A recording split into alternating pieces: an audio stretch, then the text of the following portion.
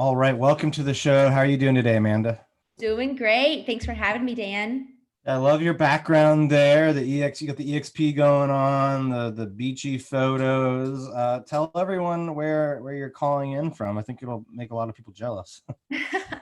Yes, I am actually in Cabo San Lucas, Mexico. All So right, so you're on vacation, right? I am not on vacation anymore. We came here for a vacation almost a year ago now, and we just never left. We just didn't take our flight home. We decided that we liked Cabo a little more than the US back in July of last year, and we stayed. So we're now living in Cabo.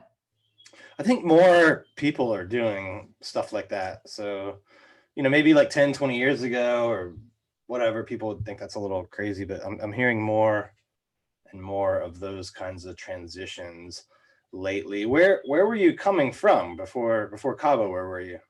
Yeah, we're coming from Raleigh, North Carolina. That's where Okay. our main business is back there. But you're right. I think ever since COVID, it just opened everyone up to knowing that they can now work remotely.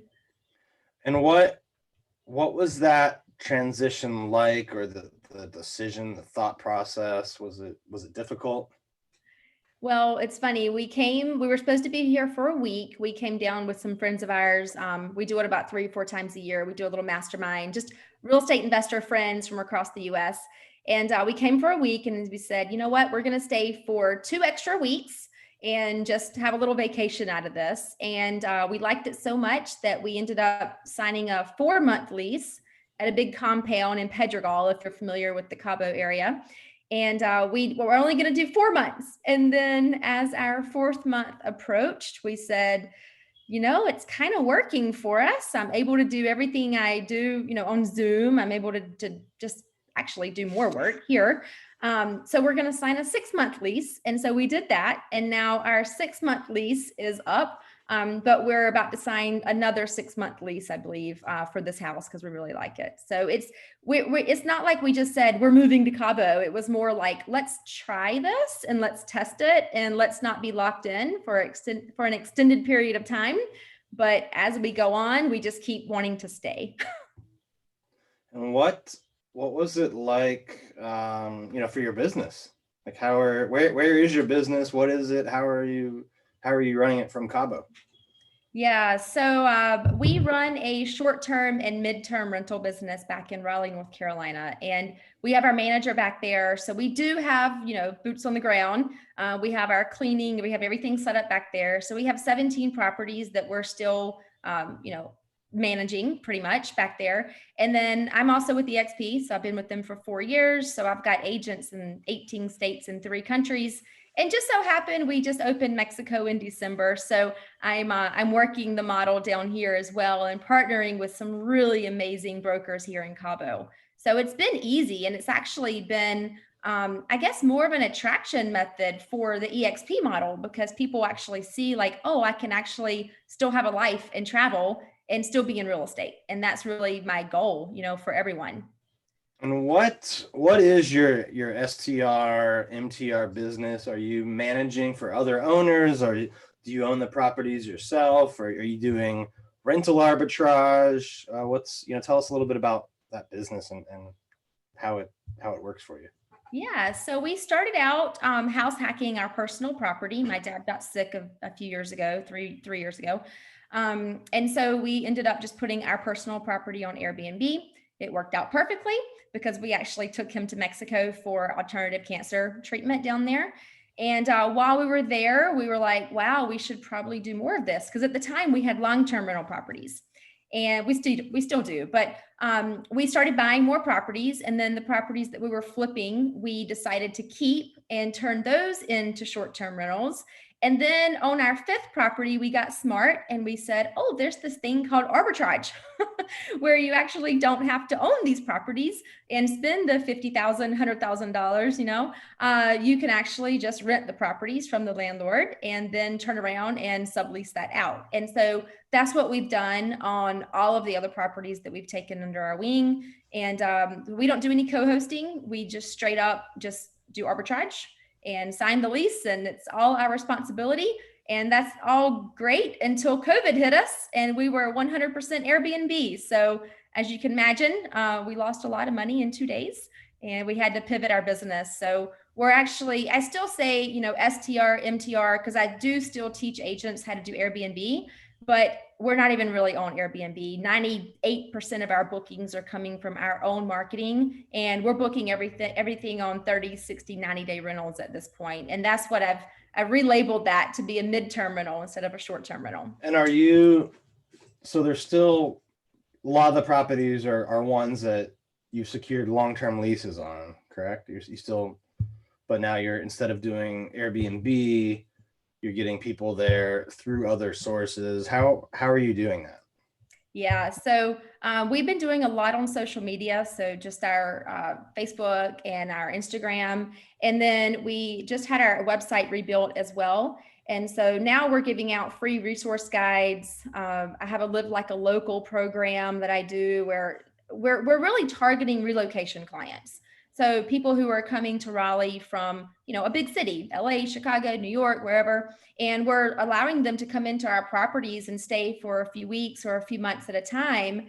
And they can really get a feel for what the area is like, because we saw a problem. And the problem was people were relocating to the area, but they didn't know the area. And so they were literally choosing where they were going to up and move their families based on a house.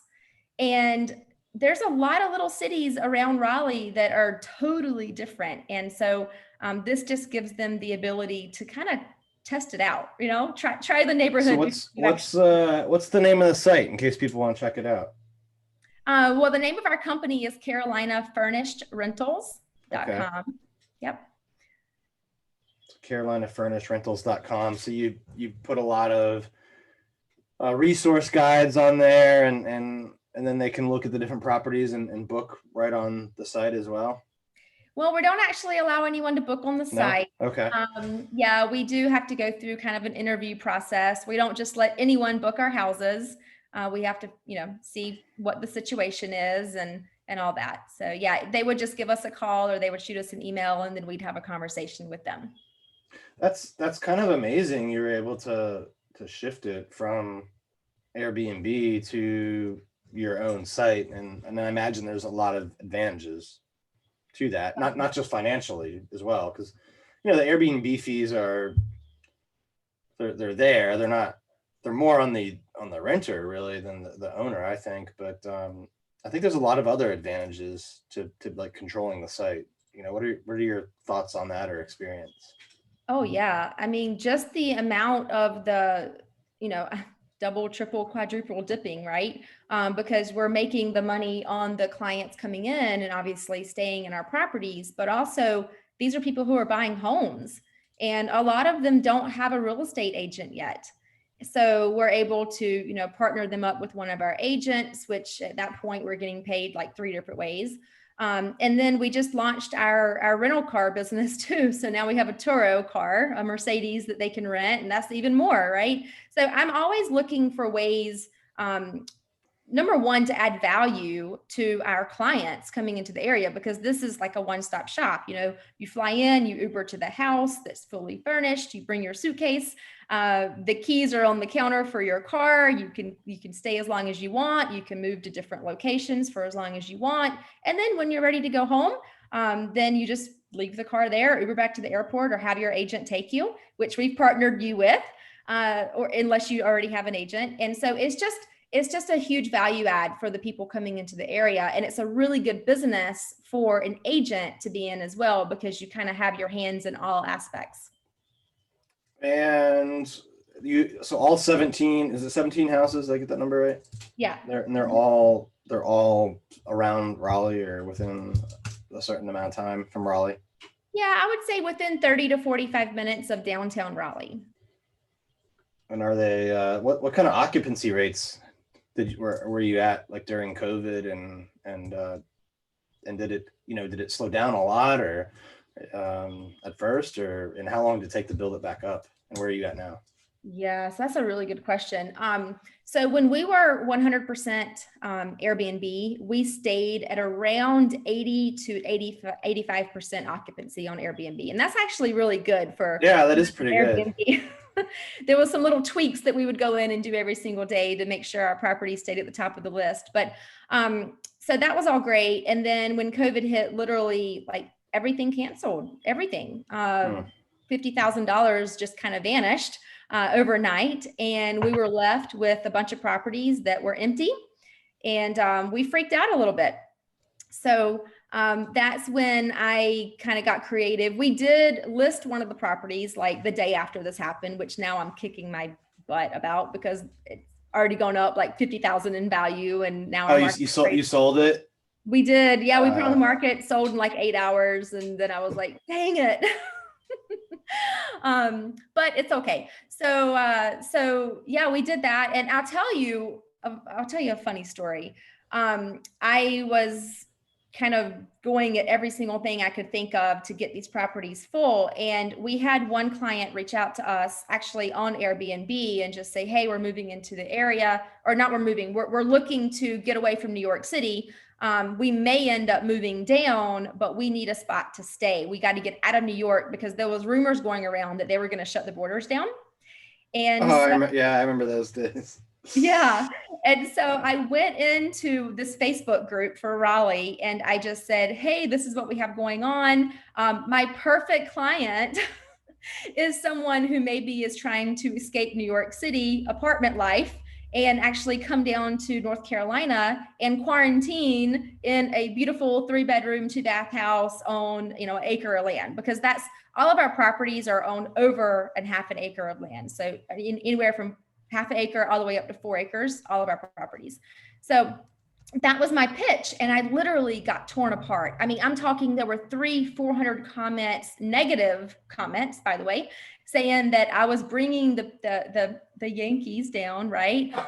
That had COVID, and I was bringing them all to Raleigh, North Carolina, and they were turning me into like the news stations and the attorney general and like craziness. But you know what? A week after that, even though I had all of those negative comments, I had every single one of our properties booked because people saw that, and they're like the ones that had some common sense. They ended up calling us and they were like, yeah, I do want to come down and quarantine in one of your houses on an acre of land. Yeah, I mean, that's like, if you're from New York, that's like, you don't get that much space anywhere. Right. Yeah. So a lot of those people came down, and many of them have bought houses with us now, and they just loved it and they ended up just staying. How do you get, like, obviously you have the site up, but how do people find out about it? How do you get traffic to the site, or people to inquire about all of your houses? Yep. So we haven't even started running our ads yet because we are literally just putting the final touches on our site this Friday, actually. So it's out there, it's up, it's live, it's running, and people are finding us really from probably from my Facebook page, honestly. And then also we have someone running our Facebook account and our Instagram account for the business as well, Carolina Furnished Rentals. So she's doing little articles here and there about it and posting stuff out, boosting them, or I don't even think she's ran any ads yet, because I'm like, slow it down a little bit because we're not 100% ready to go. And by the way, we're 100% full right now. We've been 100% occupied this entire time since we figured out the midterm rental route. Yeah. And it's 30-day minimum. Yep. Most of our clients stay about 2 to 3 months on average. And do you list them in the MLS as well? Nope. No. Nope. EXP has nothing to do with property management. Sure. And I do not, I own my own firm, but I do not want to have a trust account and all that stuff. So I keep it straight up arbitrage. There's a lot of legal stuff that goes along with it if you're putting into the MLS and taking the security deposits and all that stuff. So we don't do that. Gotcha.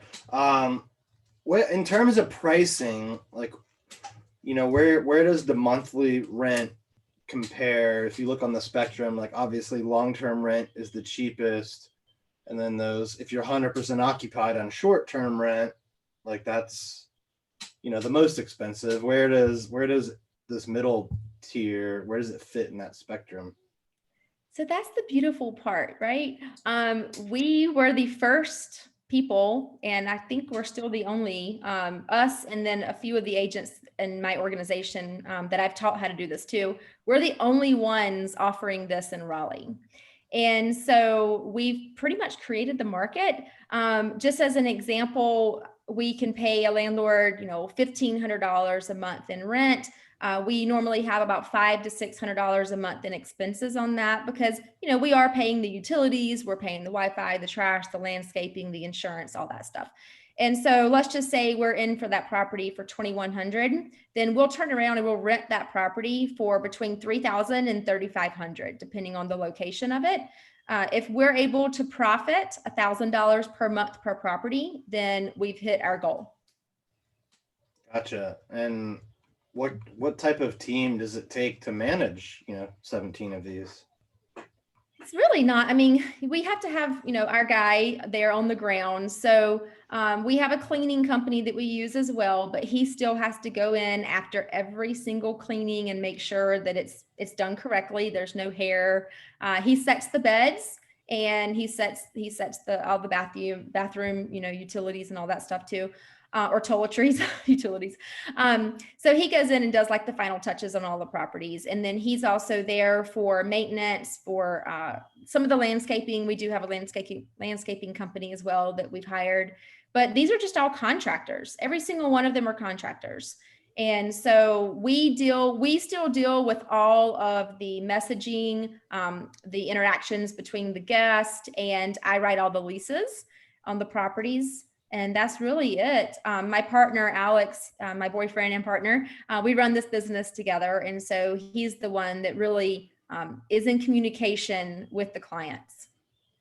And then you mentioned earlier different revenue sources. So obviously you have the rental income. If they buy a house in there and you send them to an agent in your network, you have that source of income. What are the other revenue sources that you're able to kind of put in this this ecosystem you've created? Yeah, so I'm sure you know the EXP model. So the people that we're referring these deals to are in my revenue share group. And so with that, we're getting also a 3.5% because most of these are in my first line. Some of them are my second line. So I'll get an additional 4% or 3.5% depending. And then if it's that agent's first transaction with us, then the company actually gives me stock as well. And so it's really getting a lot of my newer agents off the ground with the company and with us, and then just keeping them rolling that way. So that's the other two that really EXP agents get to experience. But any agent can do the referrals. That's totally fine. But I do like to keep it kind of in-house with our people. Then you mentioned the car as well. I've only heard about this. I've never talked to anyone that has done it. So what does that aspect look like? You have one car that's available to anyone in any of these houses, or? Yeah. It's something brand new for us. We just launched this about a month ago, and Turo.com, it's Turo.com, is kind of like Airbnb for cars, and everything is electronic. It's done on an app, and you can literally check in. We had our car sitting at a location with a lockbox, unless they're actually staying with us and they want it delivered at one of the properties. And so they self-check in, they self-check out. It's all done with their phone on their camera to check in and check out. And so everything's just ran through Turo. The insurance on there is really good. If anyone were to even door ding, anything, I do the highest insurance on there. So we're really only getting 60% of what we're charging, but everything is like taken care of. So how much revenue is that bringing in for you? And I know it's early, but yeah, it is. It's early. We only we had it on for I think 2.5, maybe 3 weeks last month, or I guess the last 30 days, because I was actually in town driving it. But it brought in about $600, and the car payment is $525. So we kind of broke even, not including the insurance. I think we're like negative $50, but we only rented it. it was rented for 2 weeks or? No, it was Oh, rented for, it was 3 times. And I want to say one of them was for 2 days. And then we had 1 2 day, maybe 2 nights, and then another 3 night. So it wasn't much. The car rents for about $120 a day. so basically like a week of rentals will kind of cover the monthly payment on that. Yep, exactly. Yeah, that's pretty good. I mean, I wonder why more people don't do it. I was on the other end of it once. I wanted to try a different car when I was kind of in between cars. I rented one for a few days, and it was just like you said. I got on the app, did it. I think I took pictures on my phone, I think, when I was done, and that was that. Yeah, it's super easy. We travel all the time. And so I actually prefer doing the Turo cars because you know exactly what you're getting. Yeah. I want a nice car. I don't want some car that I got to go stand in line at a car rental place for 2 hours for. Have you helped other agents in different areas implement this system, this MTR? It seems like right now, with people shifting to online more and more people considering moving, and you've heard of like Zoom towns popping up in places like Idaho and Montana, and just places you'd never even imagine. You'd think this would be a model that people could do in a lot of different markets. It definitely is. As long as you have, people relocating to your market, it works perfectly. We have some ladies out right outside of Denver that are doing it, and they're killing it. They're completely booked as well. They just got their 4th property. I also have some agents down in Florida that are doing it, South Carolina, and let me think. I have another state too, and I forget. Oh, Tennessee. So yes, it's definitely working in other areas. I do have a large group in California as well, but the problem is people are leaving California. A lot of them are not moving to California. So Are they? So they're, yeah, not as many are moving in. no, I mean, you still have that, but it's not, our market, we target California for people leaving California. So I don't know. I haven't ran the numbers on how many people are moving in to those areas, but I know Raleigh, North Carolina, we're up around 70 some people a day moving into our county. Wow, that's a lot. Well, this is a really interesting model.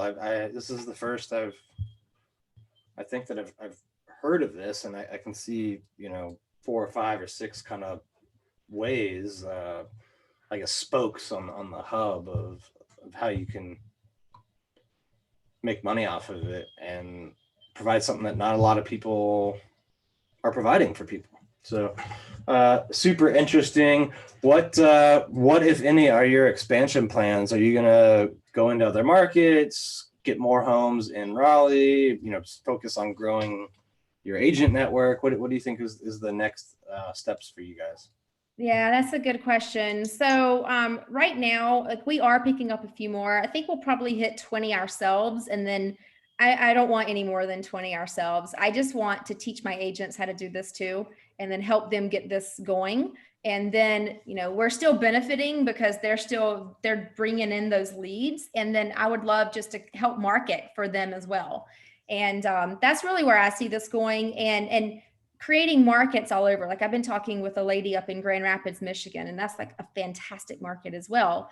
And so I really want to focus on that. I want to focus on growing our agents. If I could just have one or two really good agents doing this in each like major hub that people are relocating to, we could blow this out of the water. And so that's what I'm focusing on for the rest of the year. It's just working with that and finding the right agent, because not every agent can do this. But the agents that are coachable and willing to really dive in and get their feet dirty, get their hands dirty in the beginning, but make this thing work like we've done. What's the typical startup cost per home or unit, in case people out there are wondering, can I do this? Like how much capital does it take to get one of these going?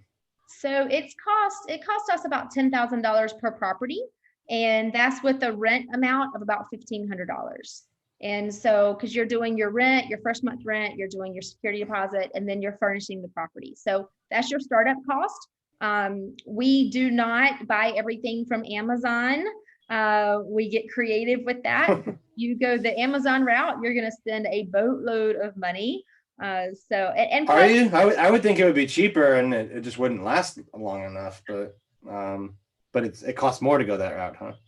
well, yeah, I mean, you're buying everything like, I don't know. People do it. Yeah. People do it, especially when you're furnishing. A lot of our lot of other co-hosts or hosts are actually doing apartments and condos and townhomes and stuff like that, and it's easier to do the furnishings for something like that. But we're going in. Just because they're smaller, right? They're smaller. Yeah, we're getting homes that are 2,000 to 4,000 square foot. So we're needing some good furniture to go in there and some good, huge artwork and outdoor furniture and barbecues, and we just want to make it homey. And so we're able to do that for about between $5,000 to $7,000 the way that we're doing it, completely furnishing. Wow. Well, I think it's a great model. I think for people out there who don't have the cash or credit to close on a house or buy a home the traditional way, you could get started for a lot less than it takes most investors, and it seems like within a few months, you can get back what you've put into it. So super interesting model, and I look forward to seeing you expand it and teach others and grow this network. Before we wrap up, I always like to end with a HyperFast round, if you're ready for some quick questions and answers here. Sure. All right. What's your biggest piece of advice to a new real estate agent? Find a coach.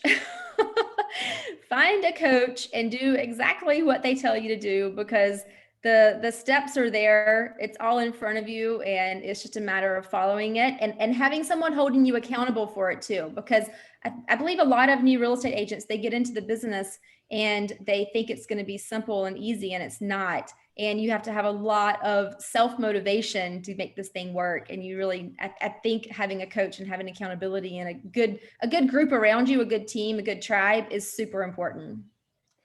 What's a mistake you see experienced agents make that you think they can avoid? Oh gosh, not building a foundation in the very, very beginning, and then getting way busy, chaotic, crazy realtor status, and then not having any of your systems set up. And so then you feel like you're drowning and you're overwhelmed. We see that a lot as well. What's the biggest challenge you've had in business, and how did you overcome it? Well, it's funny because what I just said, not setting up my foundation properly, creating a lot of LLCs, but taking advice from 4 or 5 different attorneys and people, and not just sticking to one person and following that rule. When you're not working on your business, and I probably know the answer to this question already, but what are you doing for fun? Well, we're traveling a lot, Yeah. but when we're here in Cabo, we love hiking. We love ATVing up here, going to the beach, surfing. I don't surf. I lay on the beach and watch him surf. But just we're outdoorsy people. So anything that's outdoorsy, like we're going camping this weekend on the East Cape. So anything like that is right up our alley. Awesome. Sounds like fun. Last question. Where do you see yourself 10 years from now? 10 years from now, gosh. Okay. So definitely 10 years, I should have at least 10,000 agents in my organization minimum. I mean, that's my 5-year goal actually, but yeah, so tons of agents that we're helping and having all of our systems in place for them, watching them grow their businesses, watching them grow their passive income strategies, and everything pretty much on go, meaning everything automated because we do have a goal of buying a boat and just traveling around the world on a boat. That's what I want to do. And I'm a big travel. Sail or power? I want a power catamaran. Okay. Yep. And so, yeah, do that. And then just, continuing the traveling. So that's the biggest, that's my biggest passion. And so I've figured out how to like kind of marry the two. And I'm like, well, I can't travel unless I have passive income. So what can I do to create passive income?